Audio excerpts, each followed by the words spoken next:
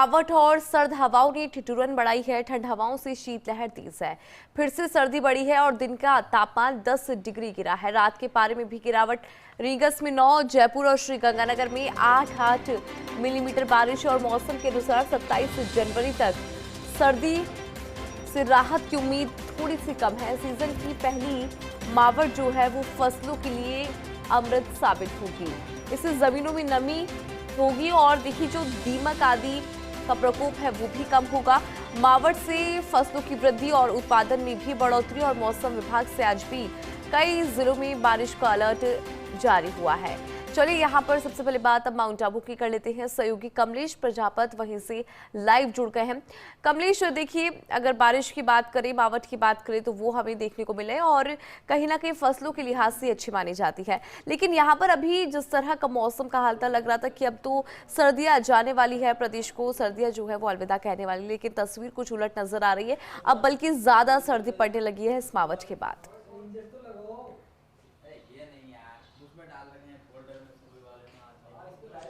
देखिए इंदु, बात सर्दी की जाए तो जहां मौसम विभाग ने चेतावनी जारी करते हुए प्रदेश के तकरीबन 12 से 15 जिलों के अंदर मावट की बारिश की जो आशंका जाहिर की थी, उसकी तस्वीर बीते कल हमने देखी है और प्रदेश के कई जिलों के अंदर कह सकते हैं कि मावट की बारिश हुई और प्रदेश की राजधानी हो या फिर तमाम जो जिले हैं उन जिलों के अंदर मावट की बारिश हुई।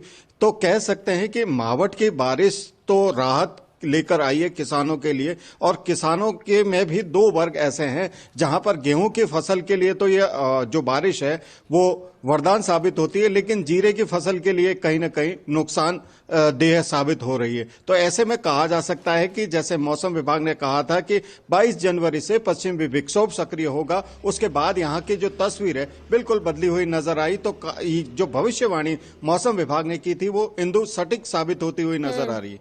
बात करें माउंट आबू की, तो माउंट आबू की इस सर्दी की कुछ खासियत अलग है। जहां बीते कल जो टेम्परेचर था प्लस में 10 डिग्री था, तो आज यहां पर जो टेम्परेचर है -4 से 5 डिग्री यहां पर बना हुआ है। मैं तस्वीरें साझा करने की कोशिश करूंगा। मेरे कैमरामैन सहयोगी हरीश पंचाल मेरे साथ है, वो तस्वीरें जरूर दिखाएंगे। जहां बीते दिनों हमने माउंट आबू की जो तस्वीरें दिखी थी बिल्कुल स्पष्ट तस्वीरें थी और कहा जा सकता था कि जो कल जो मौसम बदला था उसके बाद जो माउंट आबू के आसमान में बादलों की आवाजाही थी और इसी झील को छूकर जो बादल है वो निकल रहे थे, लेकिन आज यहां पर तस्वीर बिल्कुल साफ नजर आ रही है। माउंट आबू के आसमान में आज बादलों की आवाजाही नहीं है, लेकिन जैसे ही बादल छटे तो माउंट आबू की तस्वीर यहां पर बदलती हुई नजर आई और बीते शाम से ही जो शीत लहर का प्रकोप है वो यहां पर देखने को मिल रहा है। और खास तौर पर बात की जाए, इतने सालों से हम रिपोर्टिंग कर रहे हैं माउंट आबू की सर्दी को लेकर के, लेकिन कल जो सर्दी महसूस हुई बिल्कुल हार्ड को कपकपाने वाली सर्दी थी।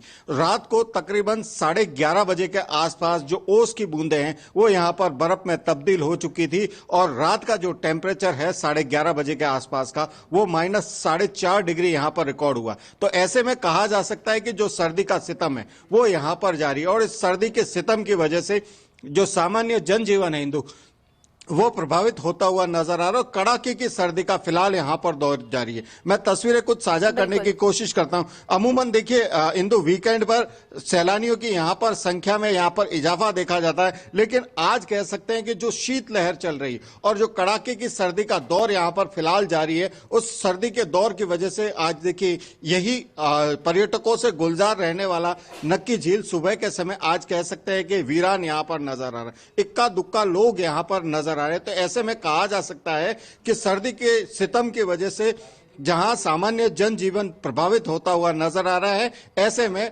पर्यटन के लिहाज से बात की जाए तो पर्यटन के लिहाज से यह सर्दी महत्वपूर्ण होती है, क्योंकि इसी सर्दी को देखने के लिए यहां पर पर्यटक आते हैं। लेकिन आज जो यहां पर इंदु टेम्परेचर गिरा है और शीतलहर जो चल रही है, इसकी वजह से सैलानियों की यहां पर थोड़ी सी यहां पर फिलहाल कमी नजर आ रही है। लेकिन जैसे ही सूर्य देव की गति आगे बढ़ेगी, उनकी तपिश इस धरती को छुएगी, तो यहाँ का जो दृश्य है बिल्कुल बदला हुआ नजर आएगा। इसी पर्यटन स्थल पर हजारों की संख्या में यहाँ पर सैलानी होंगे और गुलाबी सर्दी का यहाँ पर आनंद लेते हुए नजर आएंगे इंदु।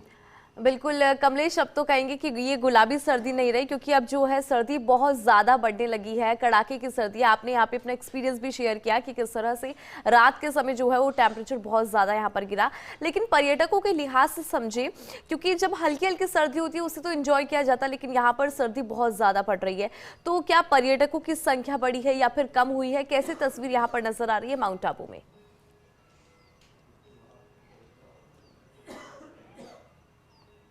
देखिए इंदु, माउंट आबू की बात की जाए तो माउंट आबू की इस सर्दी की खूबसूरती बिल्कुल अलग है।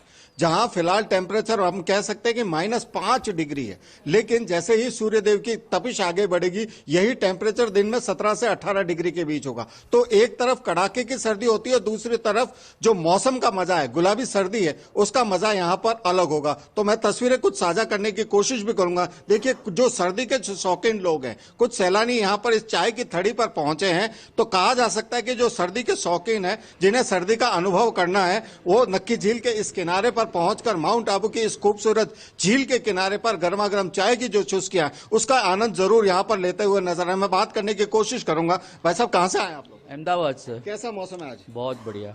ठंड लग रही है कुछ? बहुत ठंड है, बहुत ज्यादा ठंड है भैया। भाई आप बताइए बाबू जी, ठंड कैसी है और सुबह मॉर्निंग वॉक कैसा अनुभव रहा आज? बहुत गुलाबी ठंडी है और बहुत मजा आता है। अहमदाबाद में ऐसा मौसम कभी नहीं मिलता। अहमदाबाद में नहीं है? नहीं मिलता, बिल्कुल भी नहीं मिलता। देखिए, ये जो तमाम जो सैलानी हैं, हिंदू कह सकते हैं कि माउंट आबू की इसी सर्दी को एंजॉय करने के लिए यहाँ पर आते हैं।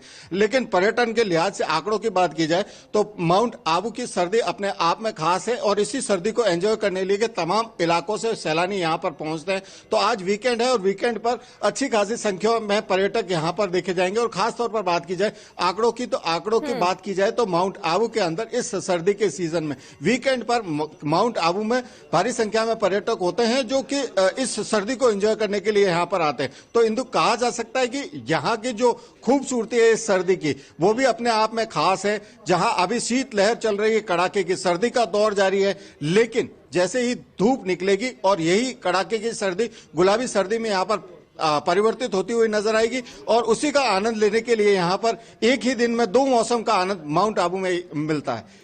बिल्कुल कमलेश, आपने जिक्र यहाँ पर किया है कि किस तरह से जो पर्यटक है वो इस सर्दी को एंजॉय करते हैं। लेकिन कमलेश, चूंकि माउंट आबू की सर्दी वाकई में खास हो जाती है, इसमें आपसे ये जानना चाहेंगे कि जब दूर दराज से पर्यटक यहाँ पर पहुँचते हैं, क्योंकि अपनी आइटनरी में माउंट आबू को ज़रूर शामिल करते हैं, यहाँ पर मोस्टली जो पर्यटक है वो कितने दिन का स्टे रखते हैं? क्योंकि जो प्रदेश में घूमने आते हैं, यानी कि पूरे राजस्थान में घूमने आते हैं, वो आइटनरी में माउंट आबू को ज़रूर शामिल करते हैं। तो आम अगर बात करें आम तौर पर कितने दिनों का स्टे जो है वो यहाँ पर देखने को मिलता है?